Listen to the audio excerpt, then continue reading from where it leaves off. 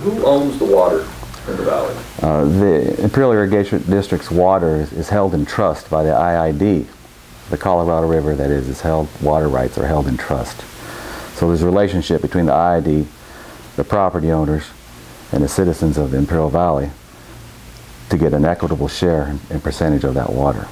Now, what's interesting there is this word trust, because we're all trusting the IID to do the right thing with that water when they do things such as transfer the water through the QSA. Presently, the property owner gets a piece of the pie, and the IID gets a majority of that transfer money to do conservation projects. And right now, the rest of the population of Imperial County are not receiving anything out of these water transfers. And that's something that we need to correct. We can break it down by percentage. 2.5% of the water is used by the population, 97% is used by the farmers, and 0.5% is used by industry. Another interesting fact to talk about here is the fact that the IID purchased some 42,000 acres of farm ground. Now, why would they purchase the farm ground if they didn't feel that the water rights were associated or tied to the ground? Their intention at that time was to transfer the water off of their own property that they own. That didn't sit well with the population, so we're currently in the situation that we are today.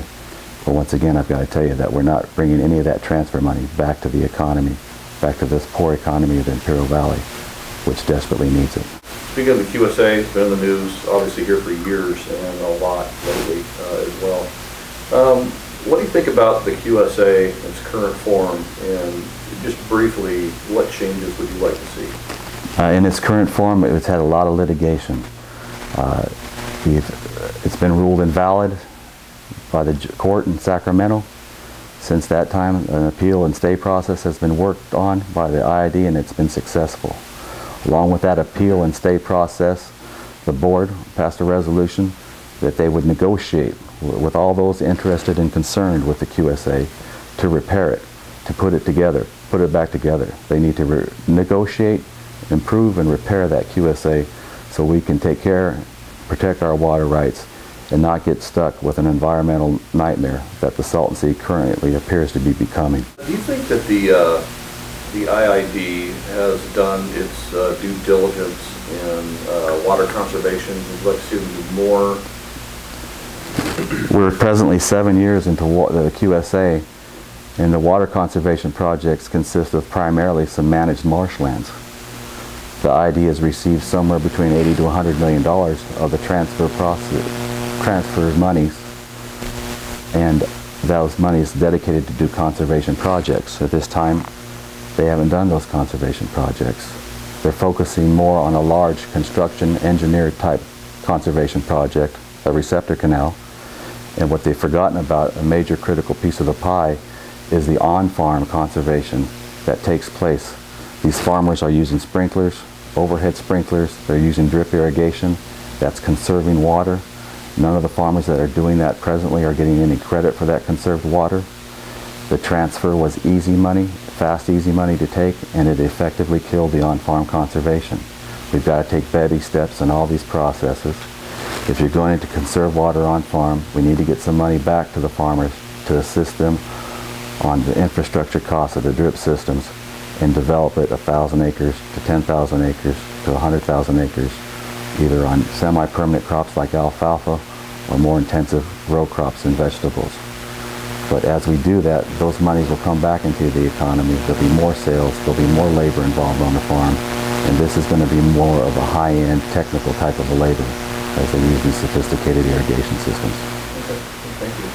Yeah, there were some discussions at least a couple of years ago about water, energy being separated off, or selling some of the energy interests in Coachella Valley.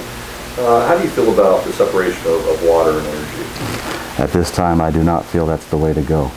They're combined. There's right-of-ways involved in the power department with the irrigation district, with the water department. We're currently an irrigation district. We operate under those laws and rules, and we're recognized as an irrigation district. That allows us to get into the power business. If we do the alternative, those current customers that are receiving their power through the IID will receive significant, most likely 25% rate increases, because the neighboring power companies that would like to take over our power company, our power portion of the IID, Southern California Edison, San Diego Gas and Electric, and Edison, their rates are approximately 25% higher as a whole, on average, than the IIDs. We're a public utility. Our ratepayer is primarily lower income. Our ratepayer in the Imperial County has a different portfolio, a different economic analysis than the ratepayer in the La Quinta-Coachella area. 60% of our power is sold up into the La Quinta-Coachella area.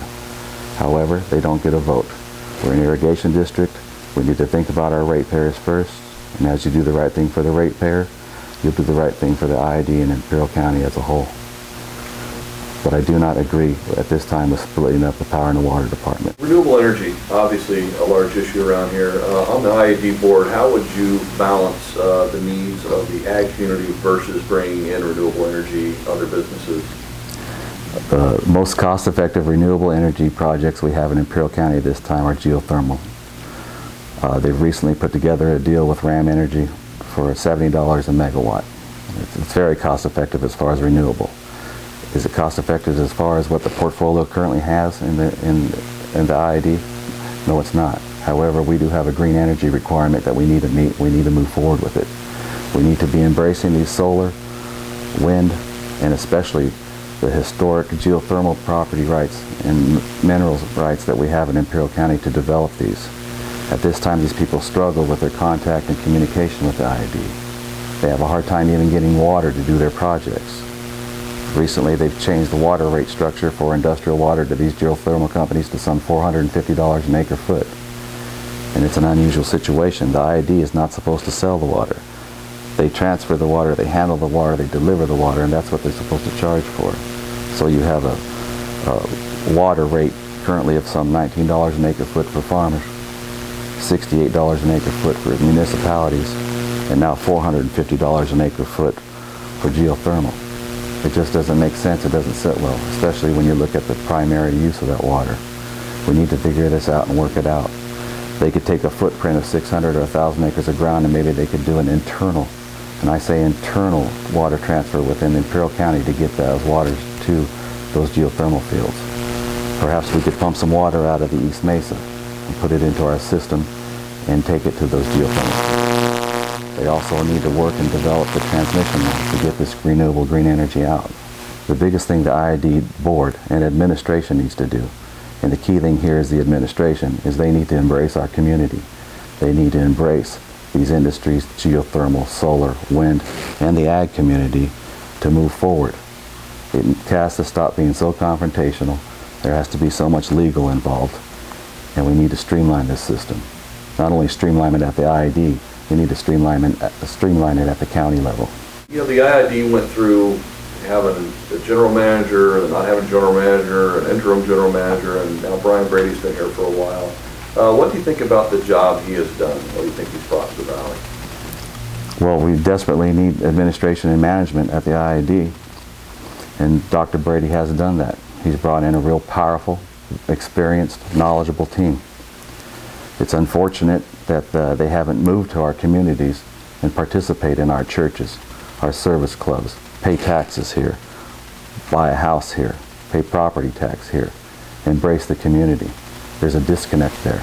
And that disconnect there with the community is also happening with the employees at the IID. Dr. Brady has been successful, the IID's been successful at turning things around with our gas and energy costs that we buy after the gas hedge disaster. They take a lot of credit for that. A lot of that was just the economy.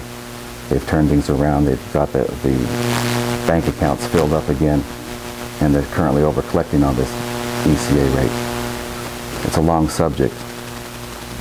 Can I work with the current administration if I was elected? Yes, I can.